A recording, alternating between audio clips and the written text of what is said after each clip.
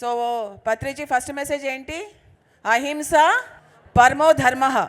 So అహింస అనేది మనకి పరమధర్మం అని చెప్పేసి అన్నారు. సో అహింస అనేది మనకి చెప్పేది ఏంటంటే, ఆహారం దగ్గర మనం ఎంత జాగ్రత్తగా ఉండాలంటే, ఏది కూడా హింసించబడినది మన నోట్లోకి వెళ్ళకూడదు. ఏదైనా సాత్విక భోజనమే మన ఒంట్లోకి వెళ్ళాలి. హింసించబడింది, సఫరింగ్ ఉన్నది, పెయిన్ ఉన్నది మన నోట్లోకి వెళ్ళకూడదు.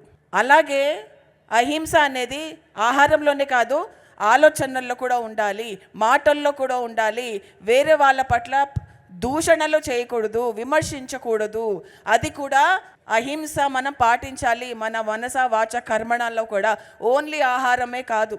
సో అహింస అనేది మనం ప్రతి కణంలో మనం ఉండాలి. అదే మనం అహింస పాటిస్తున్నట్టు. అంటే ఆయన అన్నారు, ఏది మాట్లాడతామో, ఏది ఆలోచిస్తామో అలాగే మన జీవితం ఉద్భవిస్తుంది అని చెప్పేసి ఆయన చెప్పారు. Disastrous thoughts, disastrous results. అంటే వినాశకరమైన ఆలోచనలు వినాశకరమైన పరిస్థితులకి దారితీస్తాయి. Negative thoughts, negative results. Positive thoughts, positive results. Miraculous thoughts, miraculous results.